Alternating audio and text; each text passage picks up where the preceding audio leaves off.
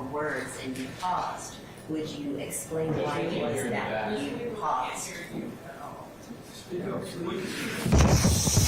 Detective Belknap, when I asked you earlier regarding have you investigated people for words and you paused, would you explain why it was that you paused?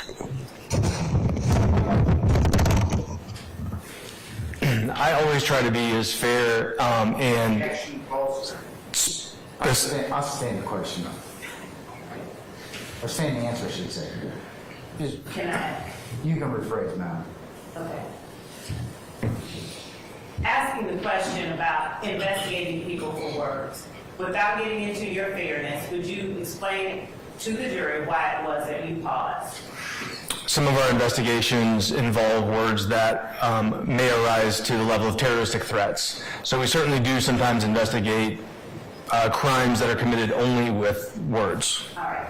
And so if I'm not talking about someone making a direct threat to another individual in person, if I'm instead talking about an individual's song that is released over the radio, have you or do you know whether it is the practice of your agency to go out and investigate or arrest artists based on the lyrics that they have written in a song? Objection for the jury to determine.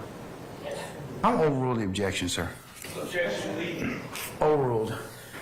No, it's absolutely not our practice.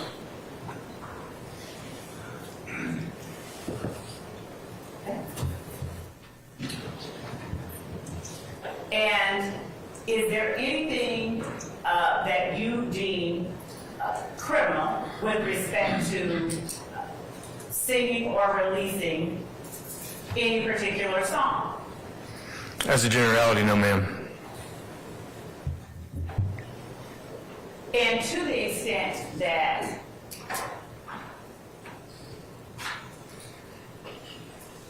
you come upon or are even considering things like lyrics in an investigation, would you explain how or of what relevance something like that would be to something like a gang investigation?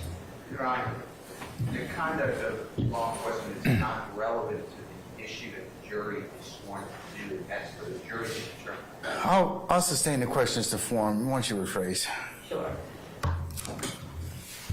If lyrics are not criminal, if it's not a crime to release a song saying whatever you want to say, is there ever any evidentiary value to be found in things like a song?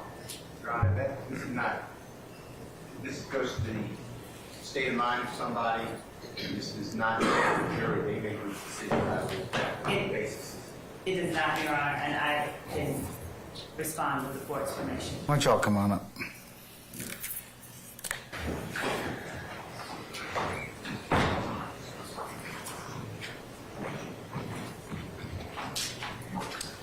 Mic check time.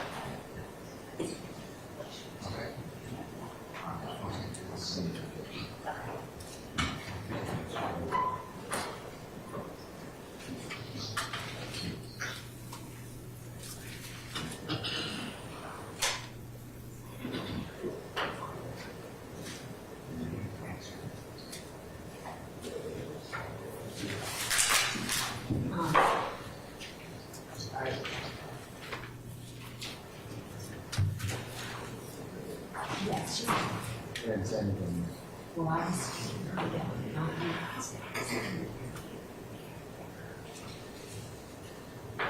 So, my son, this was not, can you guys hear me?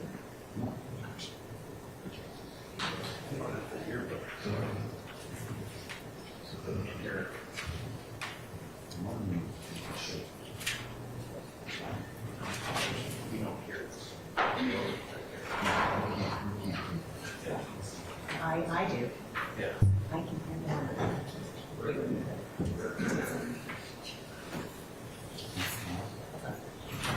me tell you what.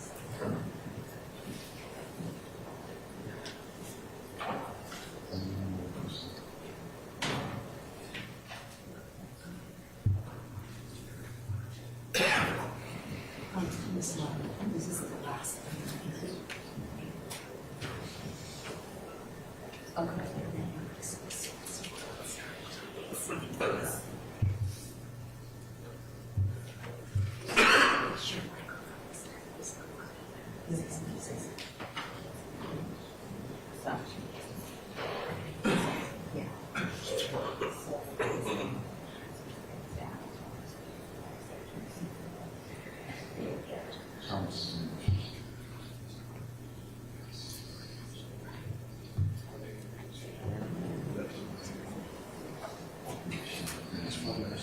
He's only turned on the headphones, but it's only down too high.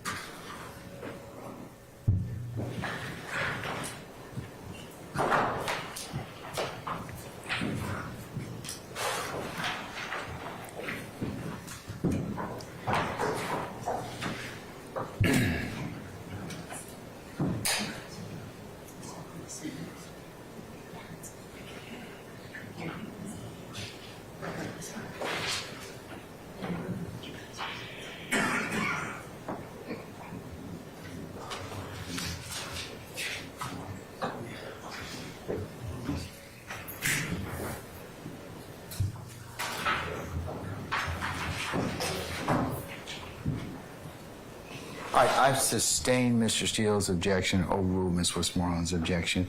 All right, go ahead. Thank you, Judge. Detective Belknap, as an expert in the area of criminal street gang investigations, can you tell the jury where it is that you look to find evidence of whether or not a particular act is criminal gang activity? Objection, that's intent. I'm overruled the objection. Could you repeat the question for me? Yes. As an expert in the field of criminal street gang investigations, would you tell the jury some of the sources of information that you obtained to determine whether or not activity is rightly deemed criminal gang activity? So as I mentioned much earlier now, Some of the core things we're looking for in a particular crime are going to be evidence of the motive for the crime itself, evidence of any group affiliations of the people involved, either as a perpetrator or a victim, the display potentially of gang identifiers and things of that nature. I'm going to object to this. He's already been asked and answered. Overrule the objection. During the crime itself. And to find those types of evidence, we may do a number of things. That may include interviews with victims and witnesses. It may include, as mentioned before, some of our techniques like listening to jail calls, could be wiretap investigations. It also frequently is social media, particularly more in the current time. Social media is certainly a source for that. And we often find now as gangs move into other areas, we may find that in music or in lyrics at times as well. When you talk about social media, in terms of investigations into gang activity, how significant is the role of social media? At this time, it's very significant. Gang members, like the rest of us, spend quite a bit of time on social media, and so it can be very, very important to our investigations.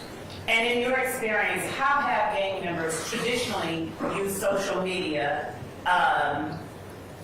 to elevate their status or to represent their gang? Social media is today's public square, and where gang members have for years posted up on a corner or in a neighborhood to be out and be visible and be seen.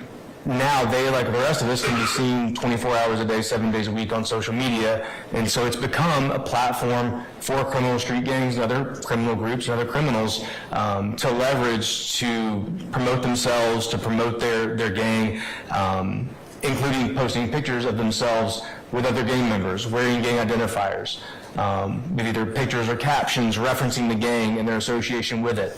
We see gang members even post threats to other gang members. We see them post taunts to other gangs after they commit crimes. We see them flaunting sometimes the proceeds of their crimes. All aspects of this show up on social media, whether wise or not. And when those type of things are seen in social media, is it your practice to look into them further and to determine whether or not any of that information leads to any viable leads? It is. Is social media used by gang members to silence other people as well as to represent their gang? Basis. I'll stay as the forum. You spoke earlier of witness intimidation as it relates to criminal street gangs. Is there any role of social media in witness intimidation that you see during your investigations? There is. Would you explain that to the jury?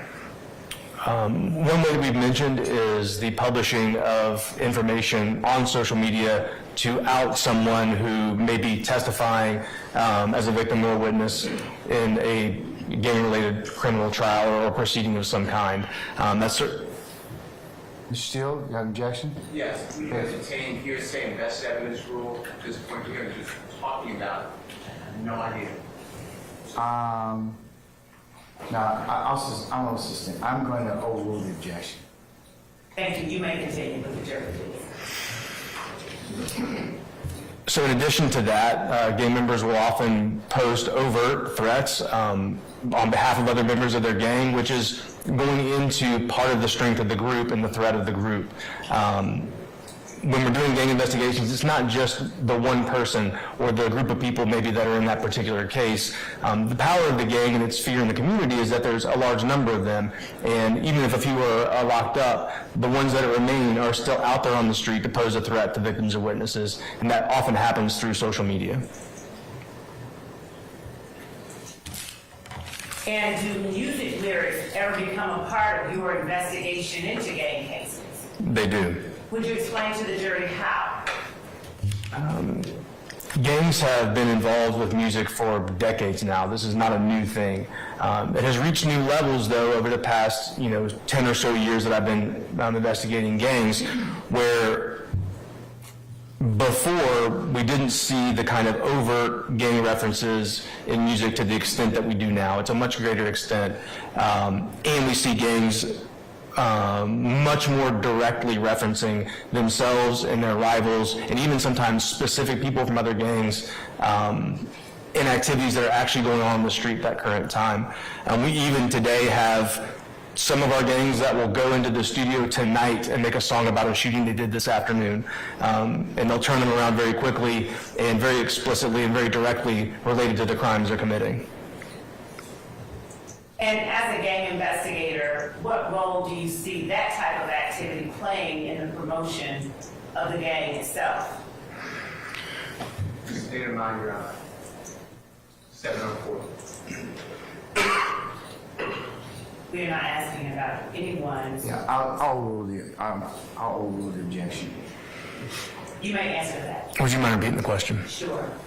What role, as a gang investigator, do you see that type of activity that you just described? You said that a gang member may well go into a studio tonight and make a song about a shooting that the gang member did just this morning. What role in promoting the gang itself does that kind of activity play? If any at all? Music is certainly a part of most of our lives, if not all. And it's a medium that can have a farther reach and certainly be entertaining, but can also attract a lot of attention and give a platform that's large, especially if someone is talented and becomes popular. So composing music and expressing that pursuit of money, power, and respect through the music can be a way for the gang to talk about what they're doing, to, again, keep pushing that wall of what they call respect, what we would call fear, out into the public and establish who they are, what they do, and what's going to happen to people if they go against them. If I say to you the term studio gangster, what, as a gang investigator, would that mean to you? Foundation. I'll overrule the objection. Go ahead. So the term studio gangster has also been around for quite a while, and that refers to someone who may go into the studio and talk tough and talk like they're violent and talk like they're into doing crime and they're dangerous, but they may actually not be in real life. They're just taking on that persona in the music studio for the purpose of their music. Do you, as a gang investigator, have you had occasion to see actual criminal street gangs either embrace or reject the notion of being a studio gangster? There's no foundation. This is I'm going to overrule the objection, sir. I have. Would you give the jury some examples of what you mean? So that allegation is a very significant slur to a gang member who actually is within a criminal street gang and has this reputation as being a dangerous or a potentially violent person, and has that respect within the community. So to say that somebody's a studio gangster would be a huge sign of disrespect. And what we've seen with our gangs over quite a bit of time is that they'll push back against that notion that they're studio gangsters and actively refute the idea that they're studio gangsters. And in fact, we have some gang members who are rappers will say, "I'm not a rapper," saying, "I'm a gangster who raps, I'm not a rapper," taking on the persona primarily of being a gang member who just raps additionally to that. And are there any overt signs of that type of pushing back that you've observed within the city of Atlanta or Fulton County as it relates to any particular gangs, not necessarily the ones that you've mentioned today? Yeah, I'd say one example of that is a tag we saw in the Pittsburgh community some time ago, and it was a tag for the gang BMF, a large mural on the wall, and it says BMF, but behind that it says no ENT. We had this practice for a while. You saw some of that today in the demonstrative, where some of our gangs 10, 11, 12 years ago when getting attention from law enforcement, would stop calling themselves a gang and start calling themselves an entertainment label or a record label instead, in an effort to mask their activities. But in this particular tag, BMF put this tag up and then it says no ENT, basically saying there's no entertainment at the end of this, we're just BMF. And in your time and experience as a gang investigator, you mentioned earlier efforts that you made to curtail interest in criminal street gangs. Would you please tell the jury some of the ways that you have interacted with the community in order to simply curtail criminal street gang activity as opposed to locking up criminal street gang members? Confrontation clause and hearsay. Judge, I'm not certain what the confrontation part is. I'm asking him specifically some of the ways that he specifically has sought to curtail activity. I'm gonna overrule the objection. You may answer. One of the things I mentioned earlier that I've done since I've been a police officer is talk to people.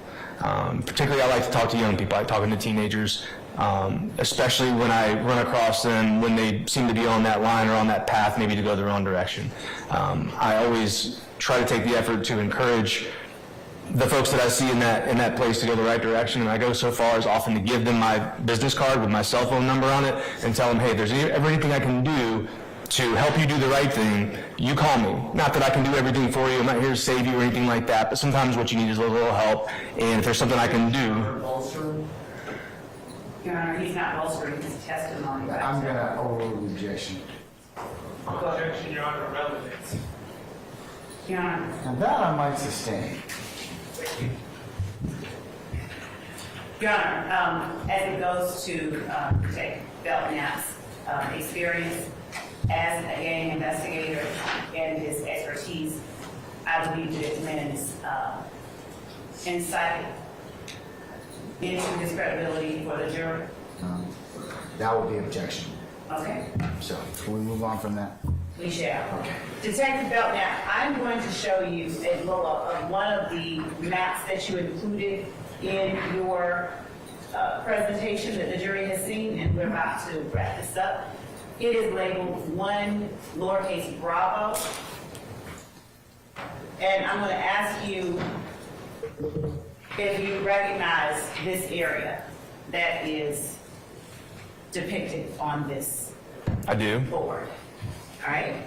Is this a fair and accurate blow-up of the area that you included in your PowerPoint presentation that you showed to the jury? It is. All right? Ms. Hilton, may I gain your assistance? Hang on, that's right. And without showing it to the jury, what area is depicted in State's Exhibit 1 lowercase Bravo? It's part of the area around the Cleveland Avenue community. Your Honor, the state tenders 1 Bravo as evidence.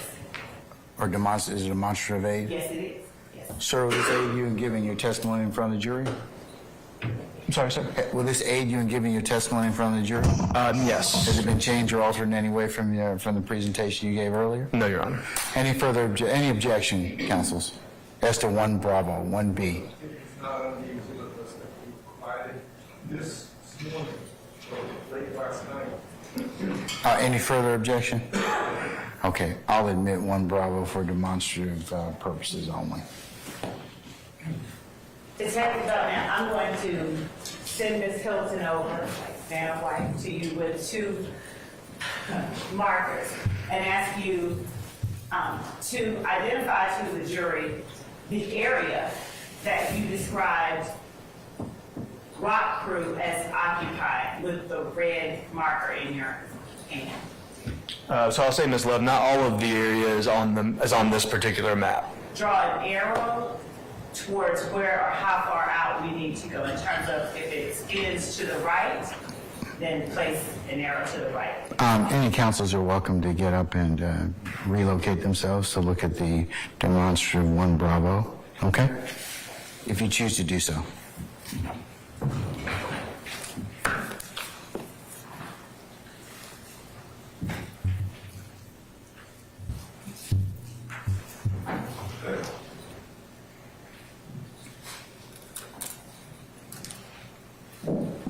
And you can stand up and explain to the jury the area that you're identifying on the exhibit as well. Okay, you want me to draw on the map? I absolutely will. Okay. And you put your name in the top right corner. Okay.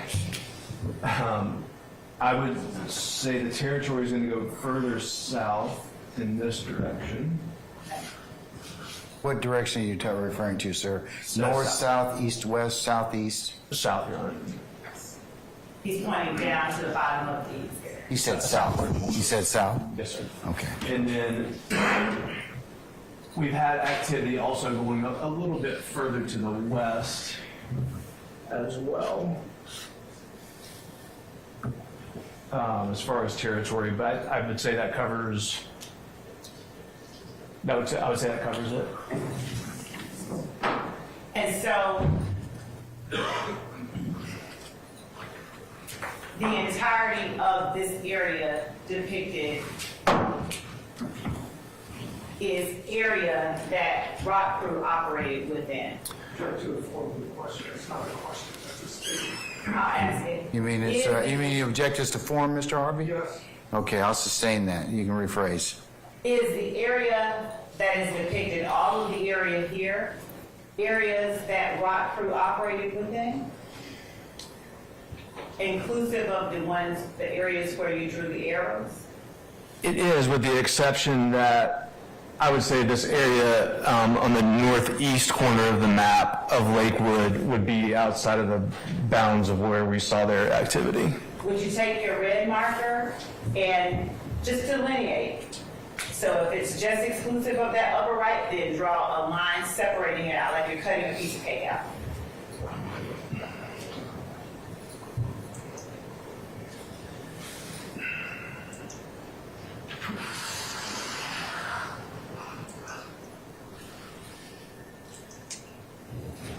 And the only exception to that would be potentially the school right here, That school is, being Kit Vision Primary School.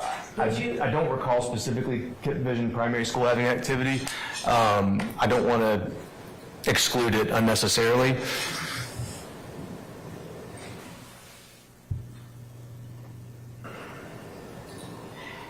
I would say that's pretty accurate. and so would you write ROC over the side of the map that is intended to convey the area that rock crew operated within? Okay. Now, with your green marker, would you please indicate on that same map the area that YSL operated within? I would say that it would be the same area. Okay. Would you please use the green marker to indicate if the area needs to be expanded out any further like you did with the red marker for rock crew? Yes, and the answer. Leading. I'll sustain the objections. You can rephrase, madam. Is there any area that is not shown on the map that YSL predominantly operated within? There is. Would you indicate with the green marker the directional of those particular areas? I will. Thank you.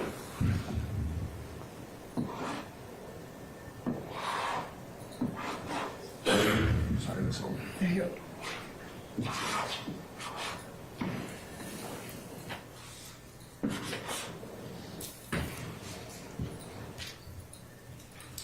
And would you write YSL over the side of the map that you are intending to indicate covers the area that YSL predominantly operated within? Yes, ma'am.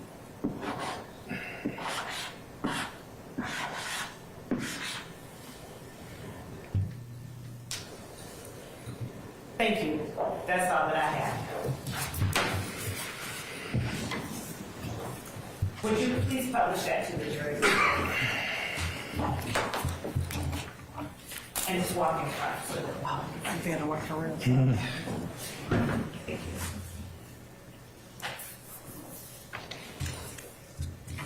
And to be clear, one more question. Would you just give the boundaries of that area that is described? Stand up and give the boundaries that we're talking about for the jury.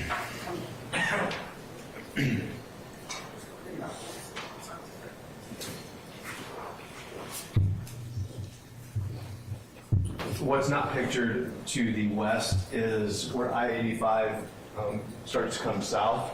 So it'd be roughly bounded by I-85 to the west and Metropolitan Parkway. Then to the north,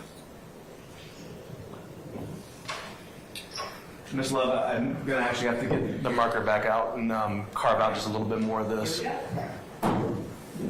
You have it? I would say for predominant activity, I would also block off the Polar Rock area. The what area? Polar Rock. And to be clear, there may be some activity spilling outside the bounds of these boundaries, but as far as the predominance of activity, that's what I understand the question to be. It is a question. Okay. And so you're indicating with the red marker, so is this for rock crew? This is for Rock Crew, and I'm going to do the same thing for YSL. Okay.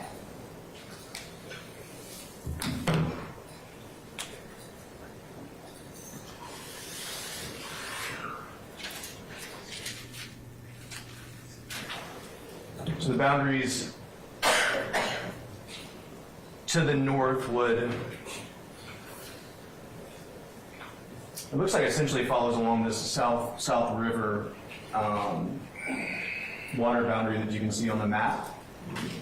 And I would say predominantly south of there, over to the area of Jonesboro Road here to the southeast. As I said, Metropolitan Parkway, maybe I-85 to the southwest. And to the south, Mount Zion Road is not pictured here lower in the map, and that area would be included as well. Is that rock crew or YSL? Yes, ma'am. Thank you. Thank you.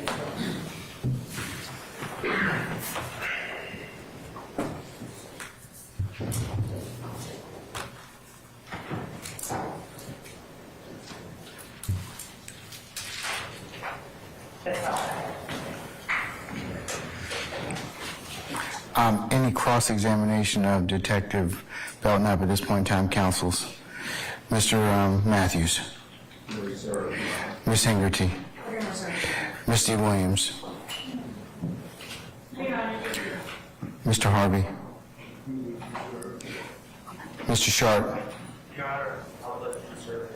All right, Mr. Steele? I'll do the same, Your Honor, since he's coming back. As the state said, I'm going to toss him a one-time test. All right. Did I miss anybody? Okay, all right.